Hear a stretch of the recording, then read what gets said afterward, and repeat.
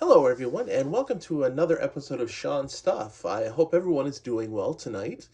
And tonight I am returning to my What's in a Nickname series, and our focus tonight is Japanese lightweight martial artist Takanori Gomi, aka the Fireball Kid. Now, Takanori Gomi is a mixed martial artist born 1978 in Kanagawa, Japan at 5'8", he fights at the lightweight class of 155 pounds.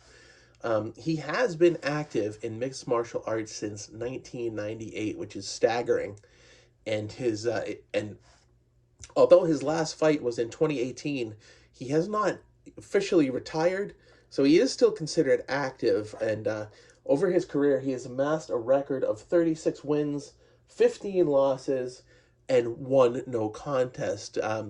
So very, very incredibly talented mixed martial artist. He had a lot of success early in his career, and the way he got his nickname, the Fireball Kid, was that in 1994 he started practicing boxing while he was in high school, and at the same time he was the pitcher for his high school baseball team.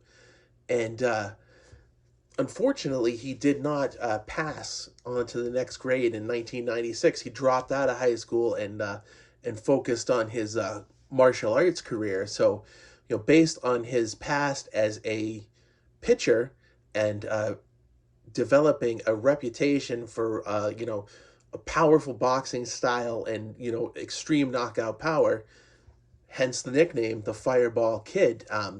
So, just a quick rundown of his career and why I find him so fascinating is that he was a Shudo champion, and Shudo was a kind of predecessor to mixed martial arts in Japan. Um, Recognizable to the unified rules of today, but still a little different. But he was champion of that particular organization from 2001 and 2003 to 2003. Very impressive reign there. And then in 2004, he signed with one of the greatest mixed martial arts promotions of all time, which is Pride Fighting Championships. Now, this was a MMA promotion out of Japan, and some of the greatest fighters in the world fought in their ring, including names like Anderson Silva. Chuck Liddell fought in Pride.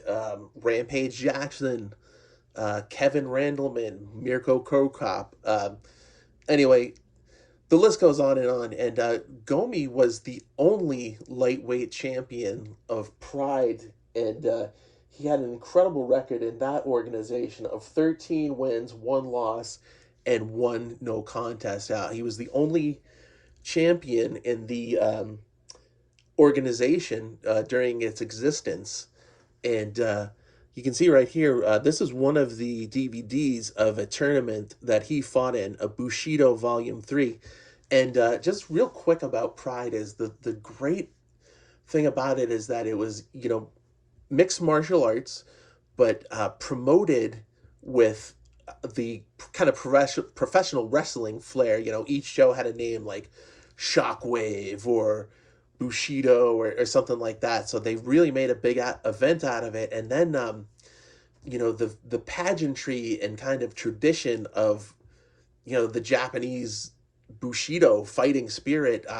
This particular one, they open it up with a full band, the taiko drums, everything, and all the other fighters are being introduced. It's really phenomenal. Unfortunately, Pride was mismanaged by elements of organized crime, and the organization folded. For the next couple of years, Gomi fought in a couple different organizations, but then in 2010 he landed in the UFC, and unfortunately, that's kind of where his career takes a turn for the worse.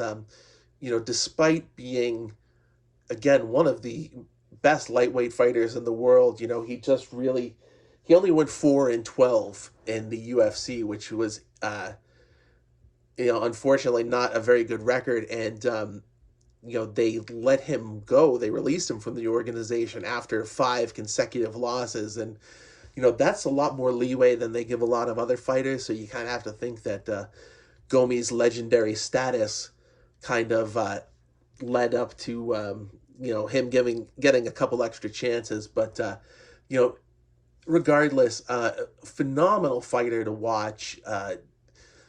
Despite being known for his knockout power and boxing style, he was also excellent at the wrestling aspect of mixed martial arts. Could sync up submission when he had to, and just one of my favorite mixed martial artists of all time. And to that end, I just want to show you the centerpiece of my Gomi collection right here, and this is from the 2013 Topps UFC knockout set. It's an autograph relic card, which is really nice, numbered 43 out of 399. Excuse me, kind of difficult to read there, but the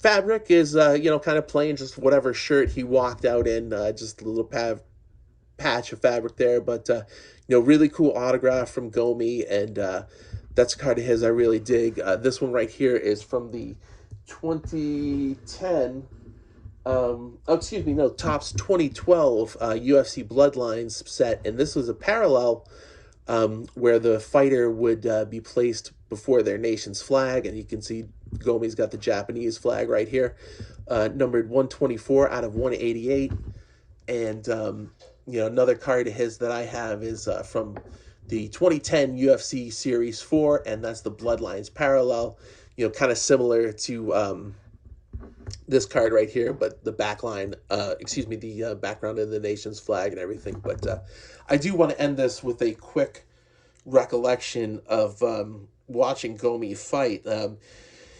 I forget exactly when it was, but it was in the UFC. He fought Isaac Valley Flag to a brutal 3-round fight, ended in a decision, and both of these men just beat the ever-living snot out of each other, strikes to the face. And Gomi, prior to that fight, had dyed his hair bleach blonde. Think Eminem, that kind of bleach blonde. And by the time the fight was over, between how banged up he got and how much he banged up Ike Valley Flag, he looked like he had orange hair, basically. But unfortunately, I think the skid at the end of his career kind of came because I think he was a bit of a partier. Kind of got used to the high life of being a champion, and unfortunately just could not carry the success he had in Shudo and prior to the UFC. But regardless, that does not take away his past achievements, and real fun guy to watch. If you ever have a chance to look up any of his fights or any of the Pride fighting championships, I heartily recommend it. So everybody have a great night, and we will talk to you soon. Bye-bye.